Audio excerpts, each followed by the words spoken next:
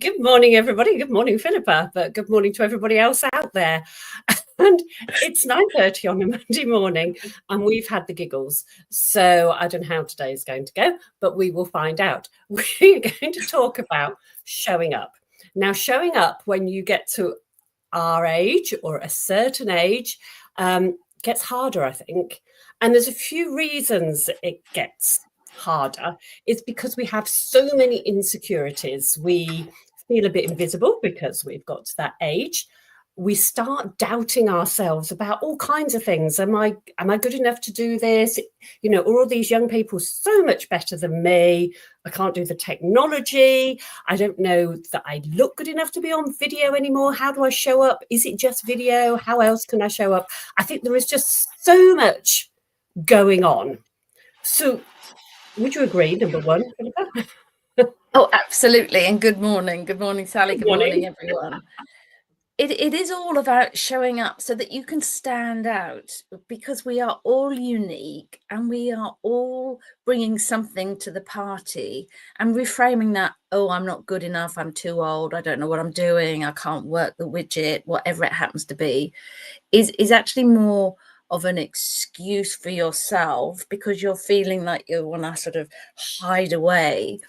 Whereas just sharing your story and being you, you know, all that wisdom and experience that you've gathered over your 40, 50, 60 years on this planet, you can stand out because you can bring those to the fore, and they are invaluable. So it's honoring who you are and standing out by, you know, being you. I think that's how I look at it. It's, you know, it's how to show up and stand out is amazing. I think when we get to a certain age, we can use our age to stand out by being different. I mean, we all can picture in our head, can't we, the white birds, and then there's an orange flamingo in the middle of it. And that one is the one that's going to stand out. And I think as we get older, our wisdom can actually stand out. But we have to show up to be able to stand out. Absolutely, absolutely. And somebody said to me last week, you know, I'm not entirely sure what you stand for beyond sort of healthy aging and you know, feeling fabulous. And I thought, actually, I'd taken a step back from, you know, sharing my heart, being raw. I was trying to be Miss Perfect corporate, like I was back in my corporate days.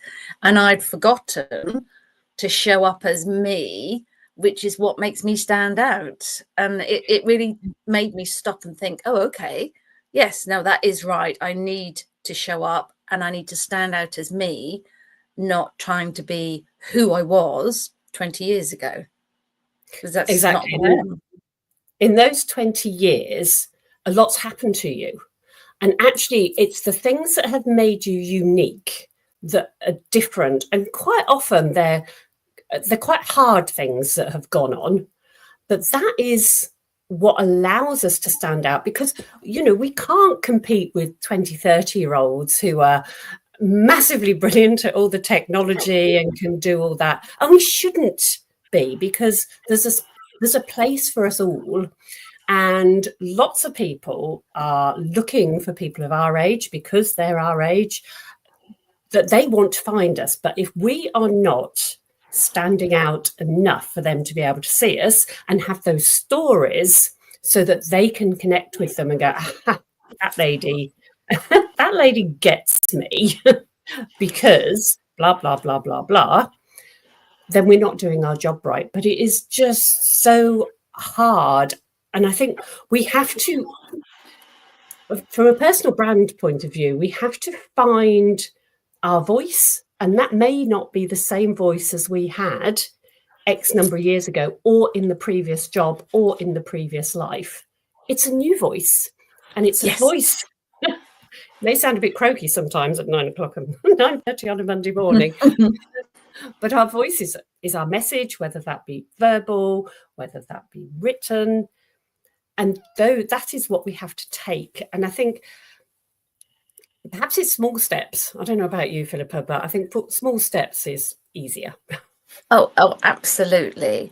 And it is also conversely, your journey, I'm sorry, that sounds a bit, but the chapters of life that you've experienced are what shapes you, and that is your strength. Because when you're looking to work with someone, when you're looking to engage with other people, they want to engage with you, not some artificial persona that you're trying to put forward. And because everything you say, everything you do, what you post about, how you talk, it all adds up to making the picture of you. And you'll notice that there's lots of different components in that, because it is about small steps. Do something small first. Give yourself a big pat on the back because you've done a 2-minute live somewhere.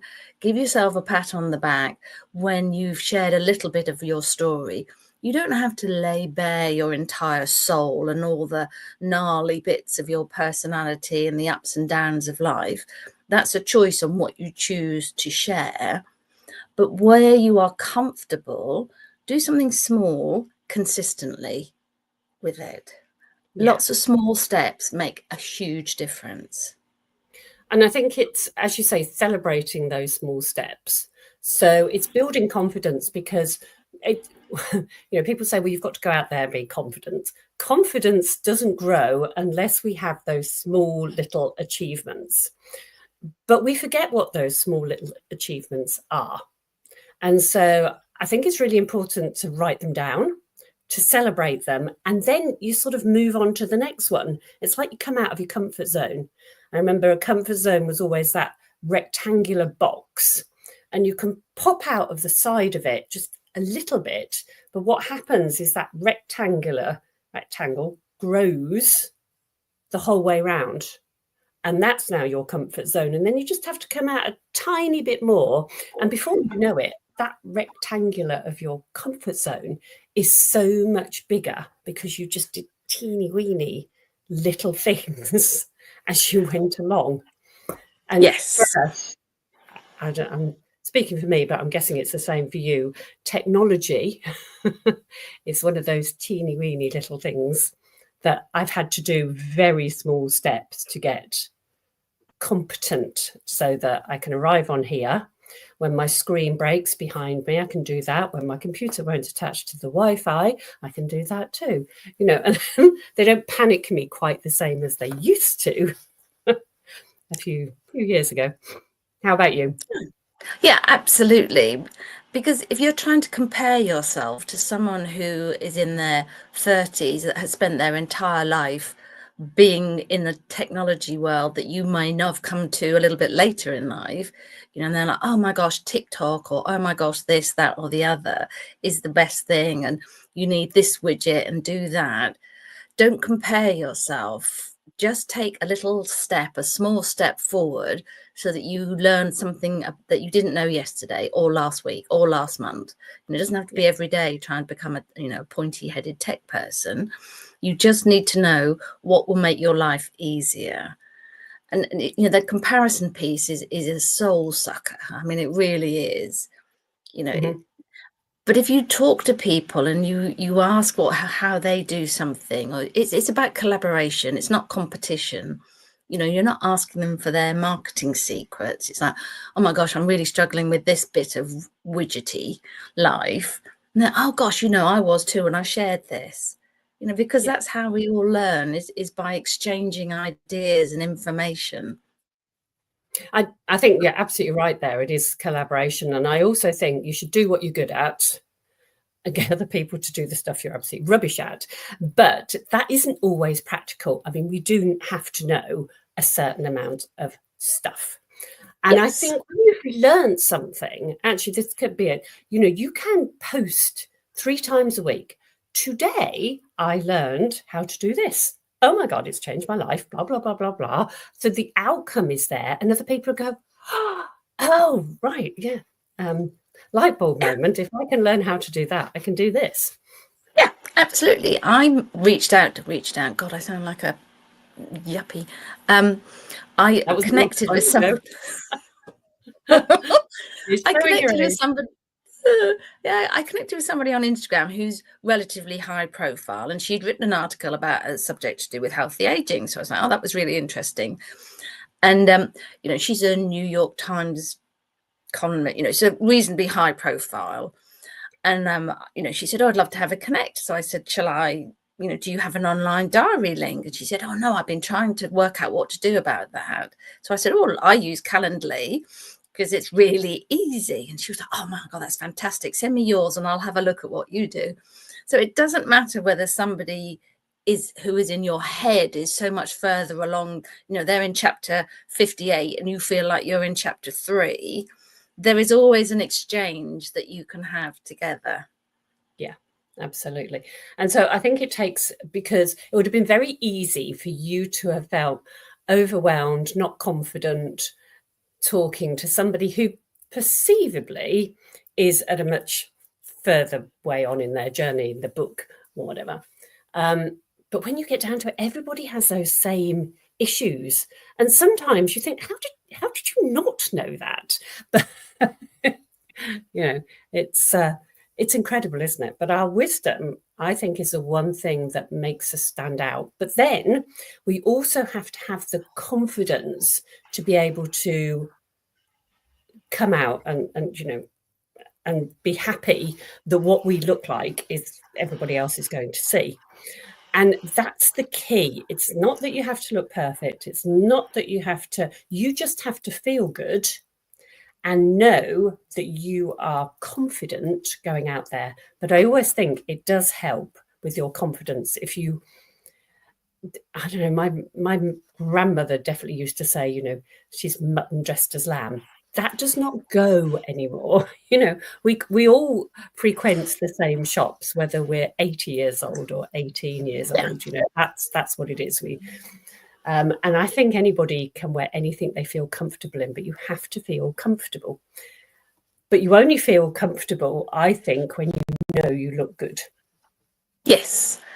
But it's feeling good regardless of whether you've got makeup on, no makeup on, you put on weight, you're not putting on weight, whatever.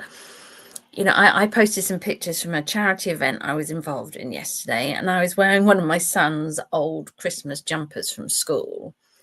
Needless to say, it did not fit. It was not flattering, but I wore it and I've posted those pictures because that's actually what I looked like yesterday, you know, and I can't change that.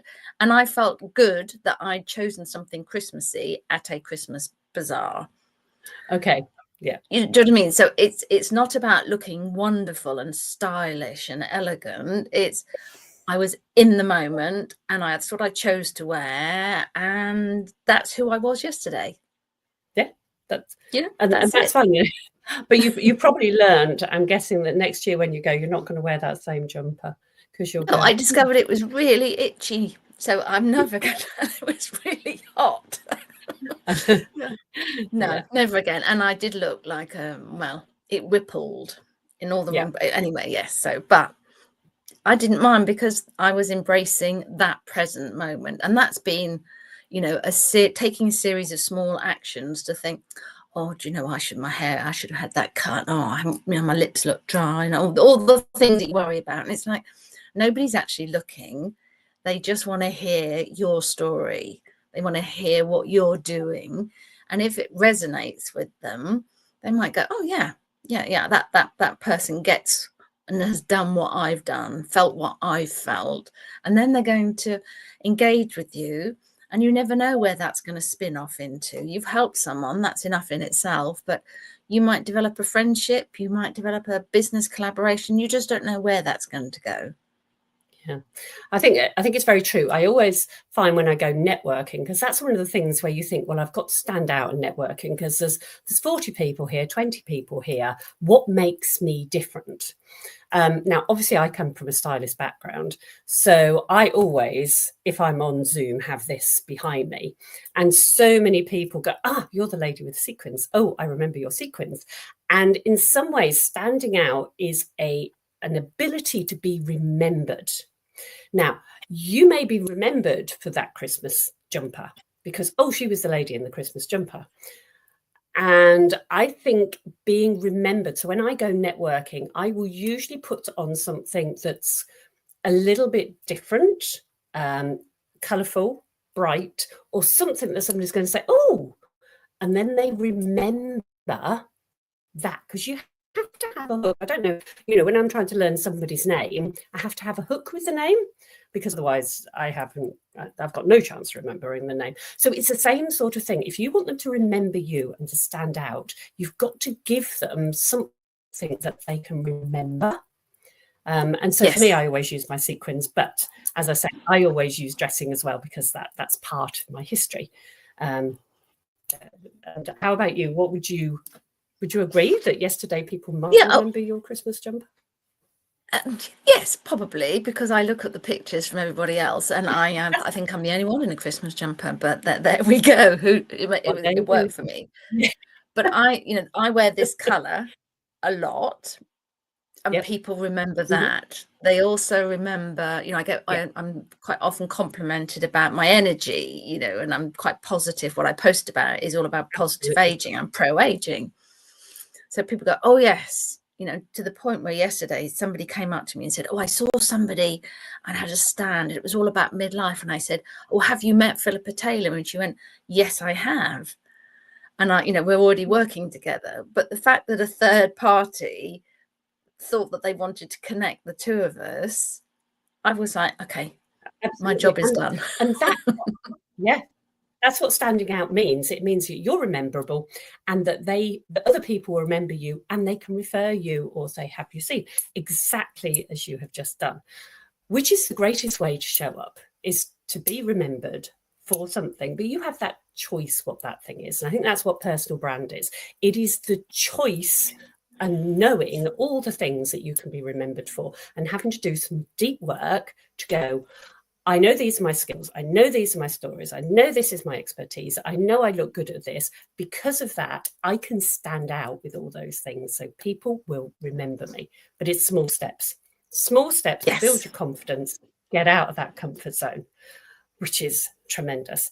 But we didn't get the giggles again, so that is really good, because we would have stood out if we just sat here giggling like we were before we came on here. So that is absolutely brilliant. Thank you so much, Philippa. And I will see you again in a couple of weeks.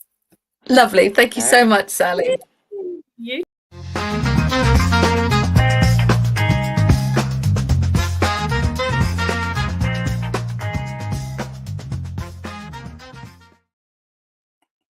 Sorry, I had to cut it.